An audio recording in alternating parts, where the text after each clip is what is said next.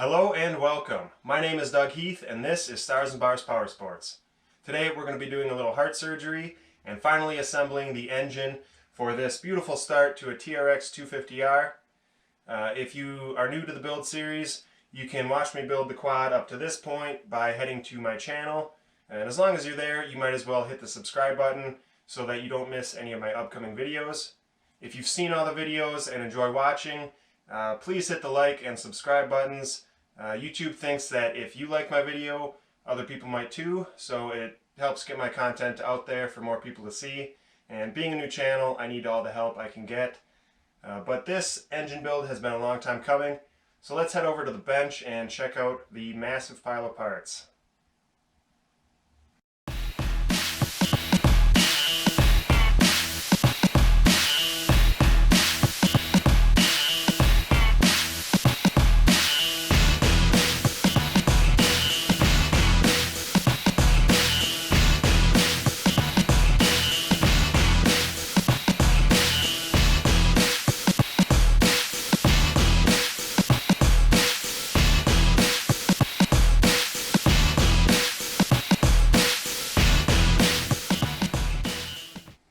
Alright guys, so here is an exploded view of a 250R engine. It's crazy to see how the bench is barely big enough to hold all these parts, but they're going to get fit neatly together and tucked into the frame with room to spare. We've got pretty much an OEM build here, as you can see by all the Honda bags, OEM cases, cylinder, and all the internals. Pretty much the only parts that aren't OEM are the Wiseco clutch basket, the EBC clutch plates, and the Pro Cross piston. I also have a Pro Design cool head, but the biggest dome that I could find for it was 20cc, and with the rough math that I did, I would still need to run high octane fuel. So if I'm unable to achieve a low enough compression ratio to run pump gas with this head, I might end up running an OEM head also. I'm going to get some of this stuff moved out of the way though, so that we have some room to start assembling the inner cases. So here's everything that's going to go between the cases. The cases themselves look great with the burnt bronze Cerakote. The left side was repaired by Brian May at Outlaw Motorsports, and he did a fantastic job. If you're in the market for case repair, suspension servicing, or sick billet 250R parts, check out the Outlaw Motorsports page on Facebook and shoot them a message. When I first got the bottom end, I thought it was an 87 because it had gray paint that was used on the 86 and 87 models, but it had the longer rod crankshaft that was used from 87 on. But after inspection of the transmission, I figured out that it's an 86 because of the size of the 6th gear. Honda used basically the same engine as the ATC 250R in 86, and then realized the extra weight of the 4th tire needed a different gear ratio. I'm using an OEM crank that I sent to LA Sleeve, and they rebuilt it for me with a new rod and bearing from Hot Rods. And I've got my shift drum and forks, new bearings and seals, and new bolts for everything. So I'm going to get this stuff all put together, and I'll bring you guys back to show you the right side of the engine with the clutch and the primary gears and all of that.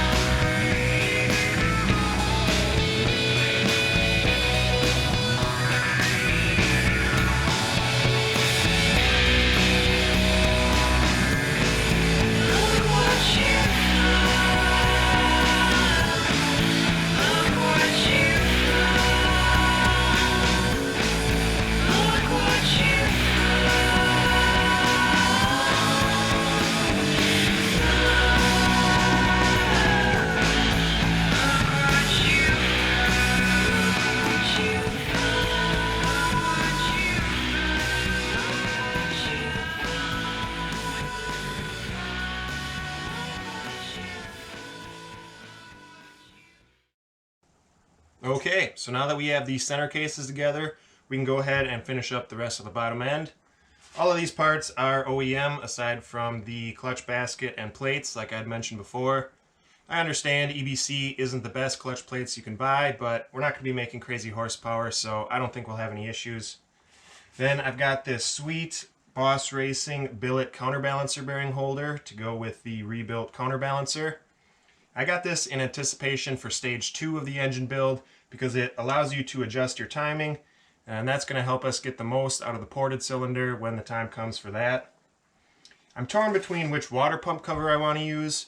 I thought it would look good to go with billet, so I picked one up from Mod Quad, and it does look sweet, but I also Cerakoted the OEM one just for kicks, and it turned out looking incredible. So I'll probably put them both on just to see what they each look like, but let me know in the comments which one you think I should go with. Then once I've got the clutch side all closed up, I'm going to spin the engine around and take care of the ignition right away as well. So I'm going to get back to work, and then we'll take a look at the last few parts that make up the top end of the engine.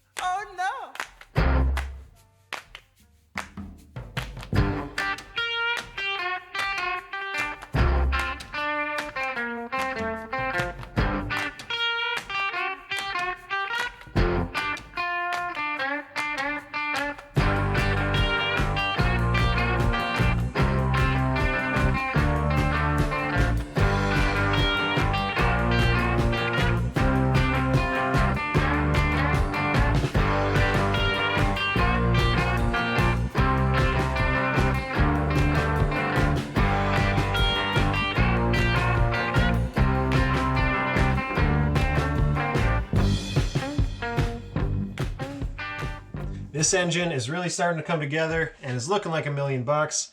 And these are the final pieces to complete the build.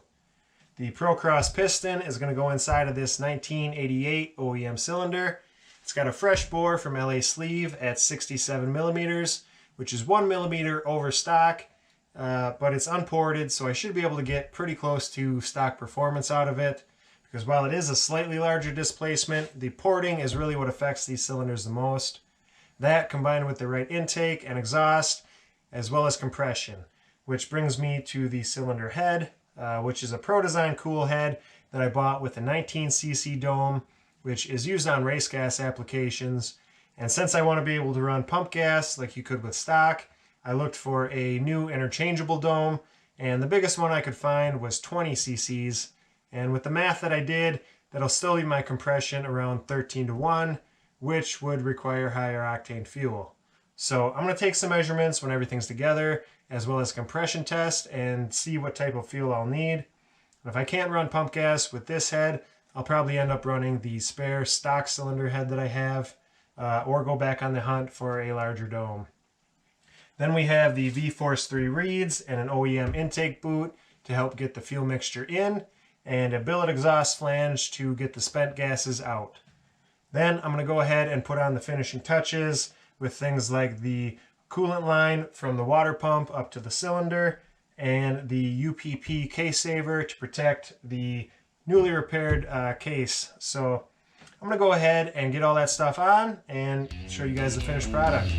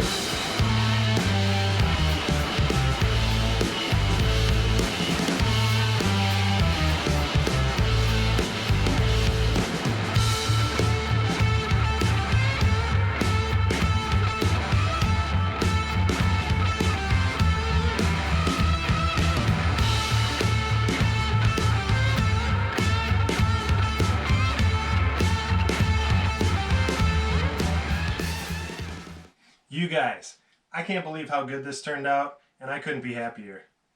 I did run into a couple of issues that I took care of off camera and made it look like it never happened with editing. Like, I wrecked the first O-ring for the counterbalancer bearing holder, and one of the bolt holes for the exhaust flange has been time serted, and it's just a hair off. So I ended up having to drill the flange slightly over to make it work. But everything turns over smoothly and shifts through gears, so I think it's going to run like a champ. LA Sleeve sent their recommended installation and break-in procedure with the cylinder, so I plan to follow that exactly. In case there would be a failure, maybe they'll help me out. I also wanted to take a second to share this tool with you guys that I made. If you plan to take all of the bearings out of the cases, the lower clutch lever bearing might give you an issue because it's too deep for any blind bearing puller. I searched the internet, and the only info I could find was either heat it up really hot and tap on it and hope it falls out, or make your own tool. So I started digging, and I found some random pieces to make this puller. It uses a 1/4 inch threaded rod with a nut welded on the end and ground to fit through the bearing. Then I slid a piece of rubber hose onto it, which I also had to fit to the bearing. Then a few 1/2 inch spacers with a nut welded on the top one.